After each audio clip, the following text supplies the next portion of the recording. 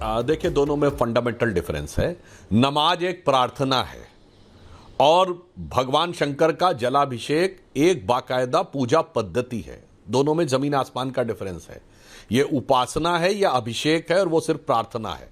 प्रार्थना कहीं से भी की जा सकती है, परंतु जलाभिषेक वो एक निश्चित स्थान पर होता है और स्थान वह जागृत माना जाता है, वो प्राण प्रतिष्ठित माना जाता है। उसके उपरांत ही वहां, ऐसा नहीं कि आप किसी भी शिवलिंग के ऊपर जाकर कर देंगे। और दूसरी बात मैं यह भी कहना चाहता हूं, जिन लोगों को इसमें कोई समस्या नजर आती है, तो भगवान शंकर किस चीज को रिप्रेजेंट करते हैं आज के इस आधुनिक युग में, वो है जुलाई 2012 में खोजा गया एक फंडामेंटल एटॉमिक पार्टिकल जिसे हिग्स बोसॉन कहते हैं, जिसका नाम है हिग्स बोसॉन, मगर सामान्य बोलचाल की भाषा में उसे गॉड पार्टिकल कहते हैं, जो यूरोप की सन लेबोरेटरी में खोजा गया, जिसे माना गया कि यह ब्रह्मांड का मूल कण है और इसी से सब बने। अब आप समझिए, उस सन लेबोरेटरी की लॉबी में आप जाके देखें तो नटराज करते हुए शिव की मूर्ति पर लगी हुई है। अब इतना ही नहीं है, उसके नीचे ऑस्ट्रियन साइंटिस्ट फिट्जे कैपरा का कोट लिखा है कि now the science has come to the conclusion that the perpetual creation and destruction of universe is like the cosmic dance of Shiva.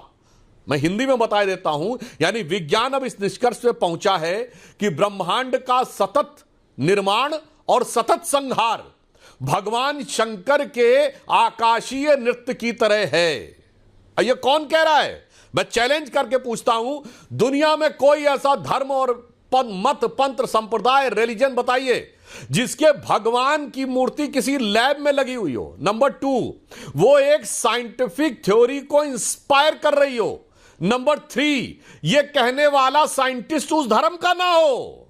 अपने धर्म के लिए तो किसी को प्रेजुडिस भी हो सकती है। एंड नंबर 4, अगर उसने तारीफ कर दी तो उससे यह ना कहा गया हो तुम कन्वर्ट हो जाओ। भगवान शिव की महिमा को इस रूप में समझना चाहिए। और जब हमारे कांवड़ यात्री जाकर जिस भी शिवलिंग मंदिर में उनका अगर वो जलाभिषेक करते हैं तो ये संपूर्ण राष्ट्र से कैसे जुड़ता है, उसी क्षण उनकी आस्था उत्तर में अमरनाथ से जुड़ती है, दक्षिण में रामेश्वरम से जुड़ती है, त्रयंबकेश्वर से जुड़ती है और मल्लिकार्जुन से जुड़ती है, काशी विश्वनाथ से जुड़ती है और सोमनाथ से जुड़ती है। और इतना ही नहीं, पशुपतिनाथ जो नेपाल में पड़ते हैं उनसे भी जुड़ती है और कटास राज्य जो पाकिस्तान में चला गया उससे भी जुड़ती है। तो यह भारत की शाश्वत, अविभाजित और सनातन चेतना का प्रतीक है।